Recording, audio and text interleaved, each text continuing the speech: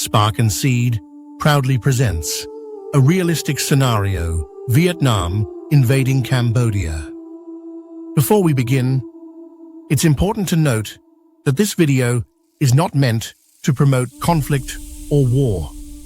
What you are about to see is drawn from research, history, and real-life decisions that have shaped Cambodia, Vietnam, ASEAN, China, the United States, and the wider international community.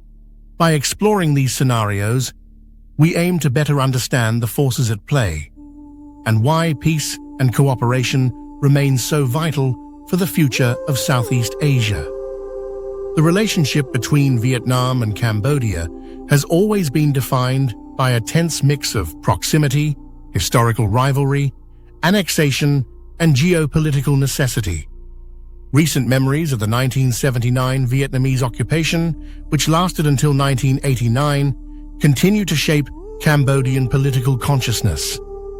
Today, while Cambodia and Vietnam share economic ties and ASEAN membership, underlying mistrust lingers, particularly as Cambodia grows closer to China, Vietnam's strategic competitor. In this video, we explore a hypothetical yet realistic scenario of Vietnam invading Cambodia within the context of present era, examining triggers, military strategies, political leadership decisions, and regional responses.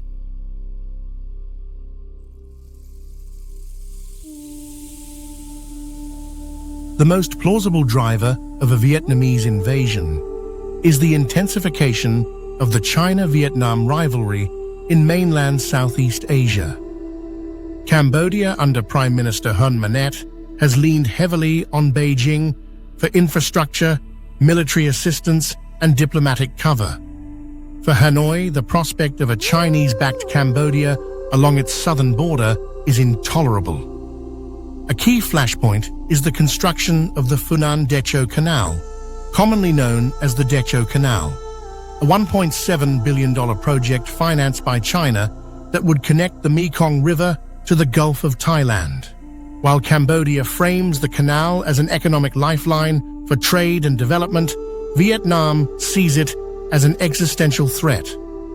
If the canal diverts or restricts Mekong water flows, it could devastate the Mekong Delta, where 20 million Vietnamese people rely on the river for rice cultivation, fisheries, and daily survival.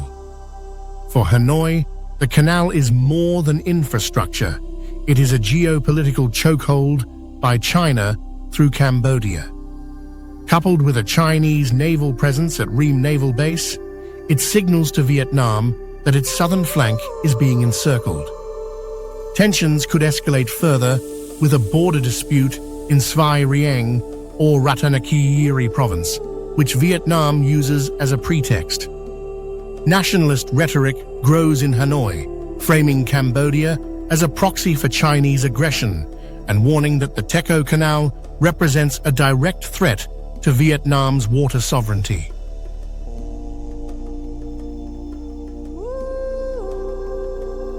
Vietnam possesses one of the most capable militaries in Southeast Asia, with 470,000 active personnel compared to Cambodia's 125,000. Their battle planners have been engaged and planning for months and ready for an invasion into Cambodia's heartland.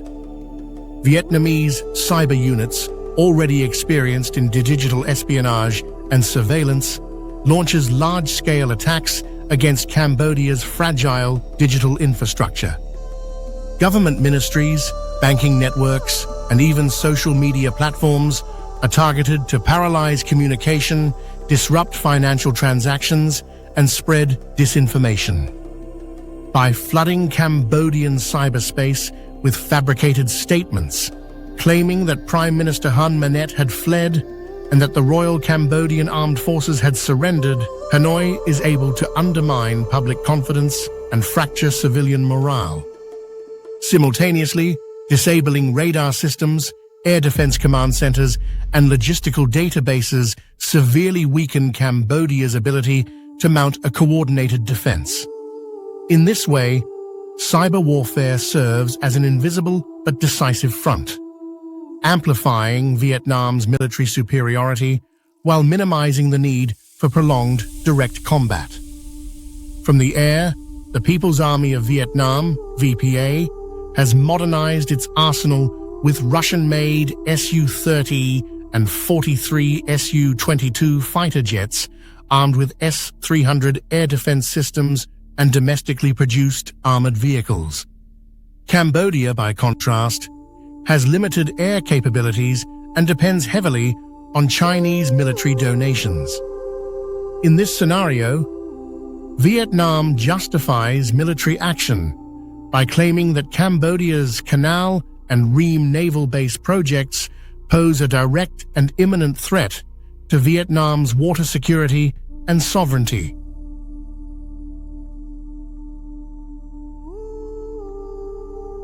Vietnamese mechanized divisions cross into Svai Rieng and Prey Veng provinces, capturing National Road 1. Airstrikes disable Cambodian installations near Phnom Penh. Hanoi declares the invasion of Cambodia as a defensive response to the Techo Canal and Chinese militarization. Propaganda warns that the canal will starve 20 million Vietnamese unless stopped.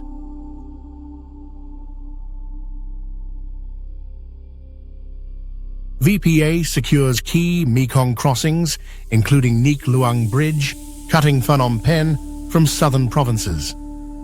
Vietnamese special forces target construction sites along the Techo Canal, halting progress and capturing Chinese engineers. Prime Minister Hun Manet appeals urgently to Beijing, which condemns the invasion and demands a UN emergency session. China sees a Vietnamese invasion of Cambodia as not just an attack on a neighbor, but a direct challenge to Beijing's strategic foothold in mainland Southeast Asia. Cambodia is a critical partner in the Belt and Road Initiative, hosting large-scale Chinese infrastructure projects such as the Funan Techo Canal and the Ream naval base. For Beijing, losing Cambodia to Vietnamese influence would mean losing its southern access to the Gulf of Thailand and weakening its ability to project power into the South China Sea. Beijing issues a diplomatic condemnation and frames the invasion as Vietnamese aggression backed by outside forces, portraying itself as Cambodia's protector. The Chinese Navy increases patrols in the Gulf of Thailand, sending a warning to Hanoi while stopping short of direct engagement. Beijing's media machine casts the conflict as a fight against neo-imperialist expansion, boosting anti-Vietnamese sentiment in Cambodia and rallying ASEAN debate. Despite its outrage, Beijing would tread carefully to avoid direct war with Hanoi. Instead, it would use the conflict as an opportunity to tighten Cambodia's dependency, ensuring Phnom Penh remains firmly in China's orbit long after the fighting ends. In the unfolding conflict, the United States finds itself in a precarious position. Washington has long viewed Vietnam as a strategic partner in its Indo-Pacific strategy, especially as a counterweight to China's growing influence in the South China Sea. The U.S. issues a diplomatic condemnation at the United Nations, sanctions on Vietnamese leadership, and increased intelligence and humanitarian support to Cambodia. At the same time, U.S. sends naval warships to the Gulf of Thailand and South China Sea to signal deterrence to both Hanoi and Beijing. Yet with hesitation, as policymakers are wary of being dragged into a proxy conflict where China and Vietnam clash on Cambodian soil. The General Assembly passes a symbolic resolution condemning Vietnam's aggression, but without enforcement mechanisms, it would carry little weight. The UN Humanitarian Affairs Office, OCHA, and UNHCR mobilizes aid for refugees fleeing to Thailand, but no peacekeeping force would be deployed without consensus from the Security Council. Vietnamese forces encircle Phnom Penh, while Hanoi releases evidence that Chinese forces planned to use the canal as a strategic military waterway. Prime Minister Hun Manet vows never to abandon the canal project, calling it Cambodia's sovereign right to development. Refugees begin flowing westward into Thailand. Phnom Penh braces for total siege conditions of the entire country. Hanoi occupies canal construction zones, claiming to safeguard the Mekong's natural flow. A pro-Vietnamese provisional government in Phnom Penh agrees to suspend the canal indefinitely.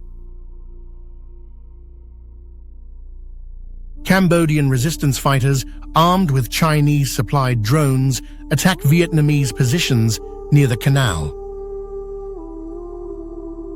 The canal zone becomes a flashpoint for guerrilla warfare. China intensifies support, covertly sending missile systems and advisors to Cambodian resistance groups. Thailand strengthens its borders but remains cautious, fearing both Vietnamese expansion and Chinese encroachment. Vietnam justifies prolonged occupation of Cambodia by citing the protection of the Mekong Delta's 20 million citizens. ASEAN unity collapses, unable to reconcile pro-Beijing and pro-Hanoi factions. For Vietnam, the Techo Canal becomes both a justification and a strategic prize. By halting or controlling the canal, Hanoi claims to protect its water security, but risks becoming regionally isolated.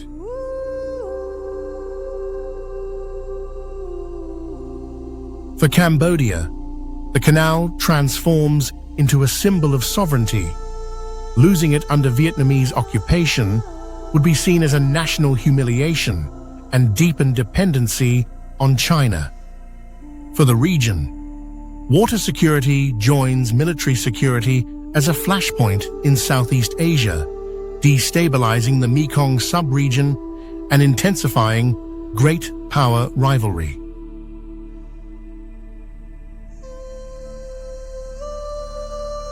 The addition of the Techo Canal makes this scenario not only plausible but urgent. For Vietnam, it represents a survival issue tied to the livelihoods of 20 million people in the Mekong Delta. For Cambodia, it symbolizes development and sovereignty. If mismanaged, this canal could be the spark of a future conflict where history, geography, and great power competition collide. The lesson is clear. Unless water security is managed cooperatively, it could become the next great fault line in Southeast Asian politics. Thank you for watching. If you found this video interesting and eye-opening, don't forget to like, share, subscribe for more contents. At Spark and Seed, igniting ideas, growing knowledge.